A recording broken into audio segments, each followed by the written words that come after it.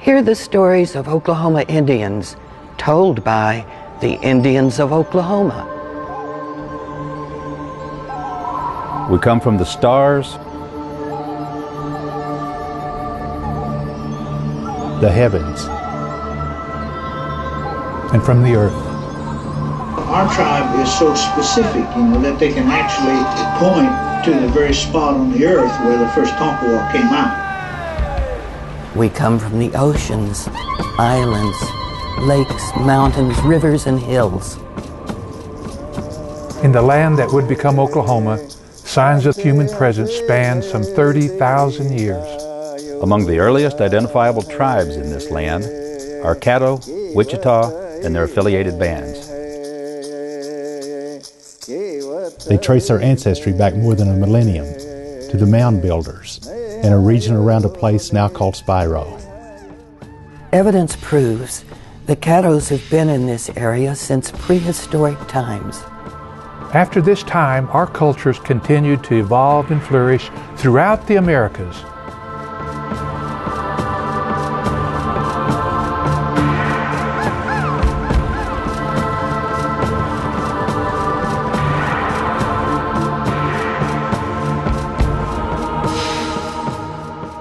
We come from 67 different tribes. We brought our own distinct ways of life, expressed in our own languages.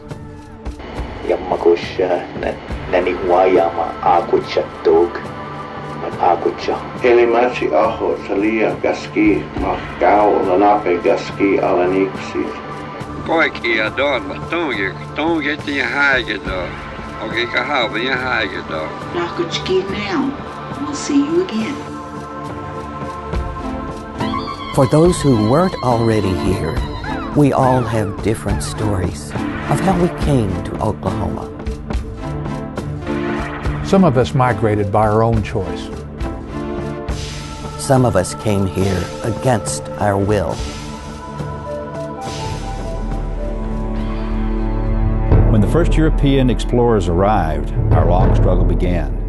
Throughout the history of colonial America and its emerging independence, our tribes as sovereign nations fought for our freedom and control of our lands.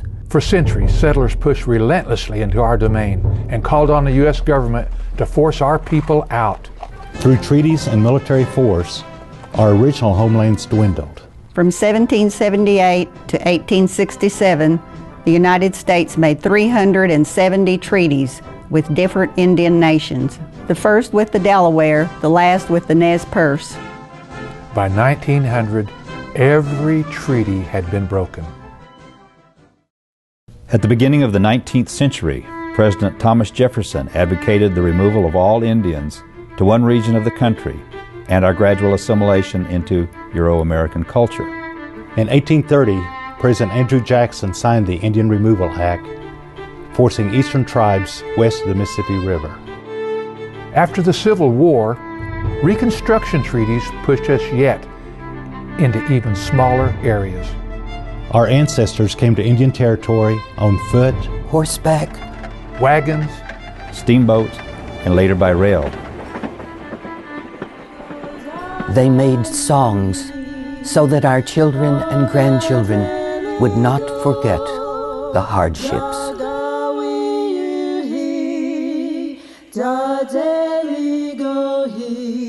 The long journeys brought us to another desperate challenge, surviving in a new environment. The Creeks people, after entering into Indian territory under the leadership of Obediehola, they first settled around Fort Gibson in that area, Muskogee area. We were confined to our own lands, and our people faced great challenges. Some tribes were placed next to friends, but some were assigned lands side by side with traditional enemies.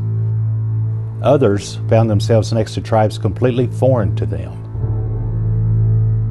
On many reservations, Indian agents and traders sold our government rations for their own profit. As a result, many of our people starved.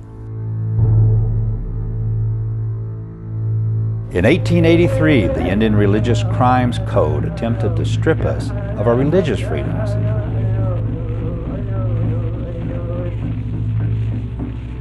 The law banned our ceremonies and religious practices.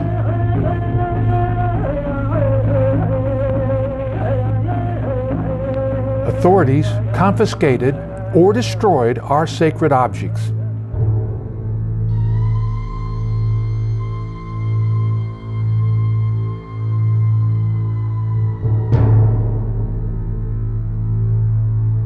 In response, we held many of our ceremonies, like the Sundance, in secret.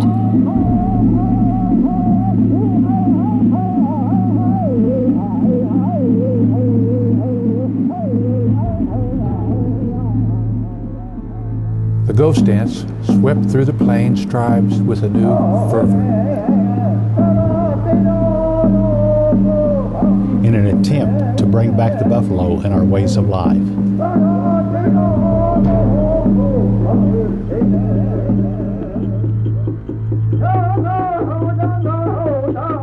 Some tribes adopted the Native American church.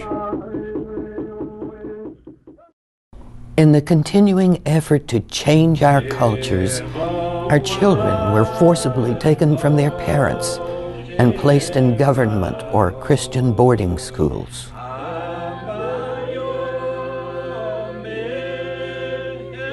I can remember when I was very small being taken away from my parents. We were not allowed to speak our language, and if we did, we were whipped.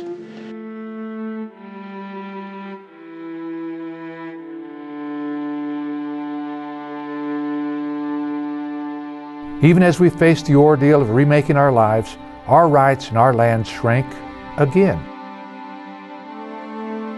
The 1887 Dawes Act and 1889 Curtis Act overturned many of our treaties, dividing our lands into individual allotments. Individual Indians received the allotments. Millions of acres were left unassigned. The government declared this land surplus and sold it below fair market value. Before European contact, we numbered between 10 and 40 million. By 1900, the Indian population of North America was only 250,000. Untold millions died of European diseases. Other millions died of abuse, murder, and attempted genocide. And countless warriors died fighting.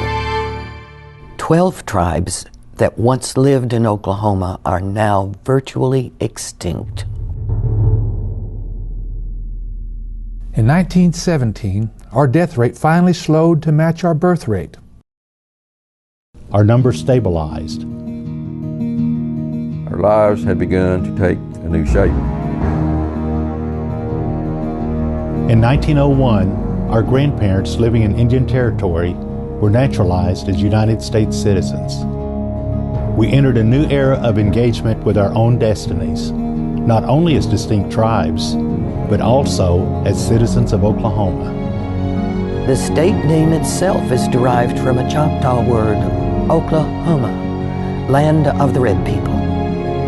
We are proud of our tribal cultures and the contributions we have made to Oklahoma, symbolized by that great Osage war shield on the state flag. In a continuation of warrior traditions, Indians have fought with distinction in each of America's wars and conflicts. No matter here or 200 years ago, being the protector, being the provider, that's what you did.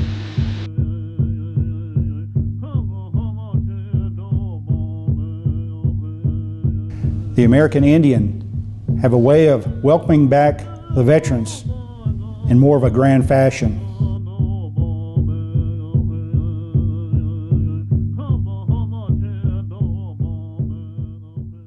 Today, our tribal traditions are in renaissance.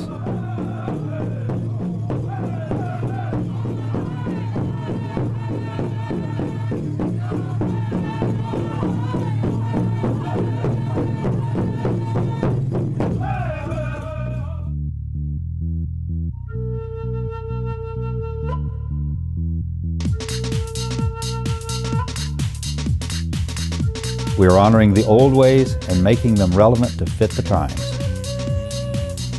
As we seek to maintain our cultural traditions, few things are more important than preserving our languages. The meeting that we are having today is our Choctaw Language Program, our OneNet program. New native speakers continue to tell the stories of Oklahoma Indians in the words of our ancestors. Share in, chip in, join in. They can help a new generation to hold to connections with our past as we move forward in modern society.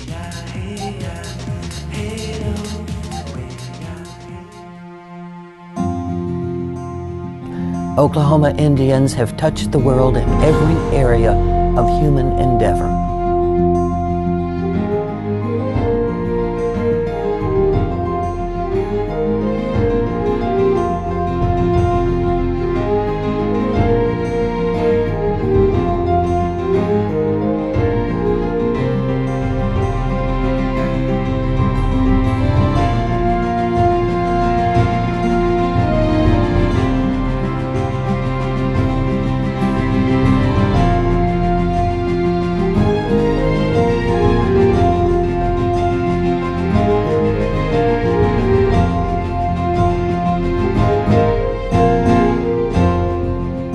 Opportunity awaits to touch the future, to shape our destinies as the story of Oklahoma Indians continues to unfold.